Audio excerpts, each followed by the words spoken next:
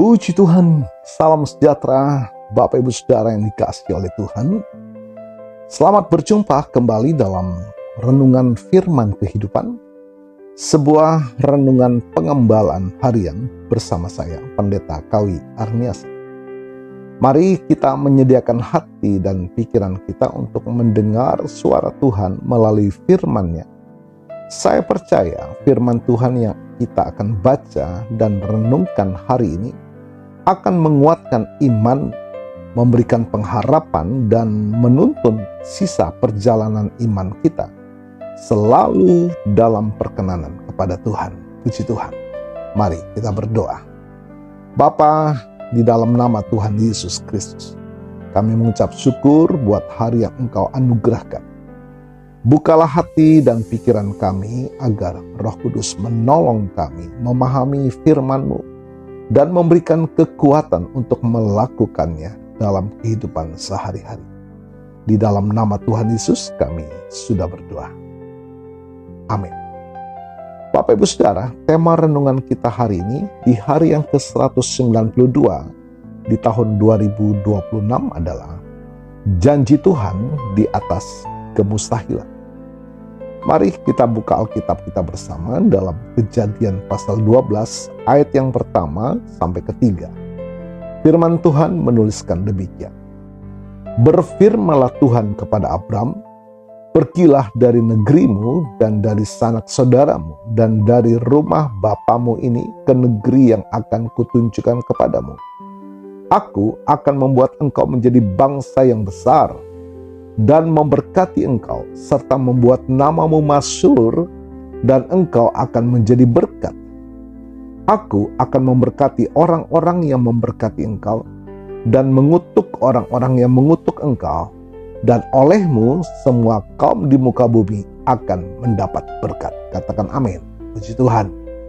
Bapak Ibu Saudara, setiap kita pasti pernah berada di depan sebuah tembok kemustahilan, di mana logika kita berkata tidak mungkin. Situasi kita berteriak sudah terlambat, dan kekuatan kita berbisik menyerahlah. Bapak Ibu Saudara, ketika Allah menjumpai Abram sebelum namanya diubah menjadi Abraham di Haran, situasi Abraham dipenuhi oleh kemustahilan secara manusia. Pertama, ia sudah berumur 75 tahun. Di ayat yang keempat dalam Kejadian 12. Istrinya, Sarai, adalah seorang yang mandul dan tidak memiliki anak.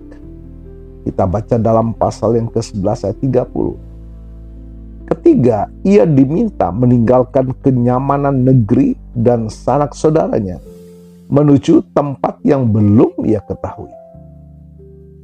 Namun di tengah segala kemustahilan itu, Allah datang membawa janji. Kisah ini mengajarkan kita bagaimana iman merespon janji Tuhan ketika situasi terlihat mustahil. Mari Bapak Ibu Saudara, kita belajar dari firman Tuhan, menghidupkan firman Tuhan. Ada 3 langkah iman dalam menghadapi kemustahilan. Yang pertama, bicara tentang ketaatan radikal, meninggalkan untuk menerima.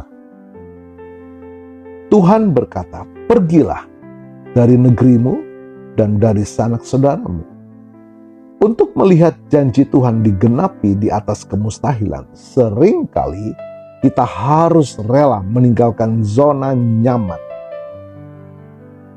logika kita, dan ketergantungan pada kekuatan manusia. Abraham harus belajar bersandar hanya pada firman Tuhan, bukan pada apa yang matanya lihat. Yang kedua, berbicara tentang kedaulatan Allah, otoritas Allah. Pegang janji yang melampaui logika. Tuhan berjanji, aku akan membuat engkau menjadi bangsa yang besar.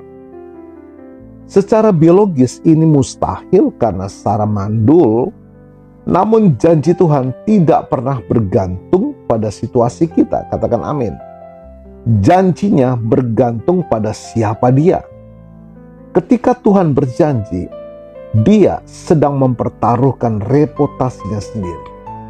Dan yang ketiga, Bapak Ibu Saudara, tujuan akhir menjadi saluran berkat. Tuhan menegaskan, dan olehmu semua kaum di muka bumi akan mendapatkan berkat. Katakan amin, puji Tuhan. Tuhan menyatakan janjinya di atas kemustahilan, bukan hanya untuk kenyamanan ego Abraham, tetapi agar melalui keajaiban hidup Abraham, nama Tuhan dipermuliakan, dan dunia melihat bahwa bagi Allah tidak ada yang mustahil. Haleluya. Bapak Ibu Saudara, kemustahilan bagi manusia adalah kanvas kosong bagi Allah untuk melukiskan mukjizatnya. Jangan mengukur besarnya janji Tuhan dengan kecilnya kemampuan atau situasi kita saat ini. Jadi, mengapa kita bisa mempercayai janji Tuhan di atas kemustahilan? Karena Allah yang berjanji kepada Abraham adalah Allah yang sama, Allah Jehovah, yang kita kenal di dalam nama Tuhan Yesus, yang memegang hidup kita hari ini. Jika hari ini kita merasa masa depan kita mandul, usaha kita menemui jalan buntu, atau doa-doa kita terasa mustahil untuk dijawab, mari ingatlah kisah Abraham. Miliki ketaatan seperti yang Abraham punya. Melangkahlah, bahwa ketika kita belum melihat ujung-ujungnya, karena kaki yang melangkah dalam ketaatan pasti akan mendarat di atas penggenapan janji Tuhan. Haleluya. Tuhan Yesus memberkati. Mari kita berdoa. Bapa, kami mengucap syukur buat firman-Mu pagi ini, mengingatkan, menyadarkan, bahkan memulihkan iman, kasih, dan pengharapan kami kepada Tuhan. Ajar kami untuk tetap percaya, bahkan mempercayai otoritas Allah dalam hidup kami.